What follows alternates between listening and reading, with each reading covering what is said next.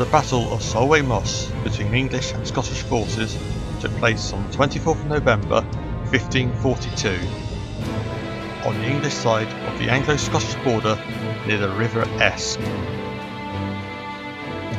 This documentary looks at the battle and the reasons behind it.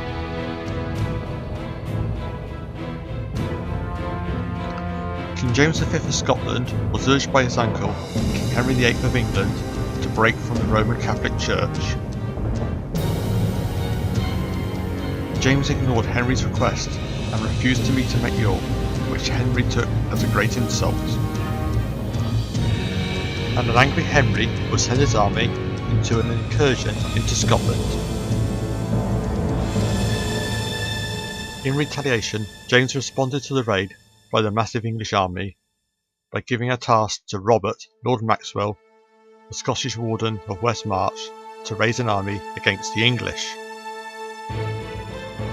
Lord Maxwell self-appointed himself as commander of the force and to lead the attack of the Scottish army of between 15,000 to 18,000 men on the 24th of November 1542. Oliver Sinclair, James V's favourite, also declared himself to be James' chosen commander. Many Scottish commanders refused to recognise Sinclair's command and the command structure collapsed. Both English commanders, Lord Wharton and Sir William Musgrave, both reported that Maxwell was in charge and fought with the rest of the Scottish nobles when they were forced to dismount from the horses on the bank of the River Esk.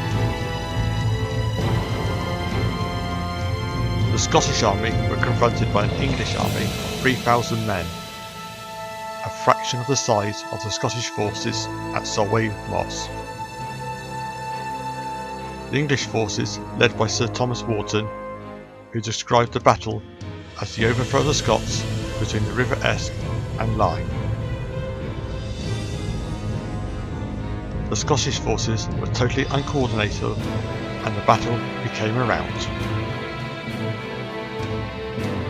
The Scottish forces were penned in the south of the River Esk in English territory between the river and the Moss, which was then a peat bog, following the first English cavalry charge. Eventually they would surrender themselves and 10 of the field guns to the English cavalry after intense fighting. Hundreds of Scots were drowned in the marshes and the river as they became beguiled by their own guiding, as one Scottish commentator would put it. King James V would remain at Lochmarben during the battle, withdrawing to Falkland Palace after the defeat, humiliated and ill with fever. His will to live was finally crushed with the news that his wife and queen had given birth to a daughter instead of a son, and he is believed to have said, "The House of Stuart came with a lass and will go out with a lass." The last Stuart monarch would eventually be a woman, albeit with Queen Anne, who passed away in November 1714. James died 2 weeks after the battle at Falkland Palace at the age of 30. He would die lamenting the loss of his banner and the capture of Oliver Sinclair at Solway Moss more than any other of his losses. It is estimated that English losses at the battle totaled 7 men to the Scots 20 men, and around 1,000 Scottish prisoners were taken. The Scottish prisoners were taken to London on the 14th of December 1542. Following Thomas Wharton's battle report to the Privy Council, the Scottish prisoners were ordered to wear a red St Andrew's cross when they entered London. Some of the Scottish earls, lords and lairds captured at the battle would send pledges and other word hostages in their place. The English army also captured the Scottish royal arm with an imperial crown amongst other spoils of war. The Spanish ambassador, Eustace Chatwis, noted that on Christmas Day, the Scottish prisoners attended the court of Henry VIII, wearing swords and dirks. He also reported that many of the prisoners conversed with the French ambassador, whilst they were also presented with gold chains from Henry VIII. The Scottish prisoners were well treated during their stay in England, with the hope it would help the English cause when the hostages were returned to Scotland after their ransoms were paid.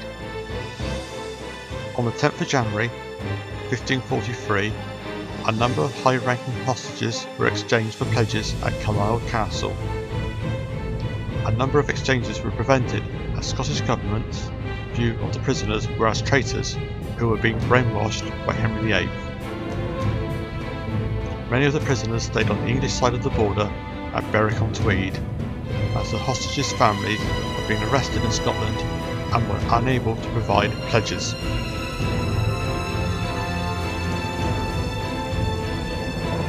Henry's policies towards the Scots did not change despite taking so many Scottish nobles as prisoners at the time of transition in Scotland, with Mary Queen of Scots' birth and ascension to the Scottish throne, leading to the Scottish Parliament to reject the Treaty of Greenwich in 1543.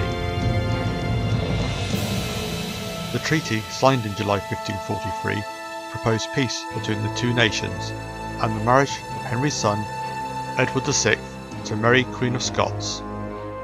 The rejection would lead to 8 years of fighting to continue between Scotland and England, which would become commonly known as the Rough Wooing.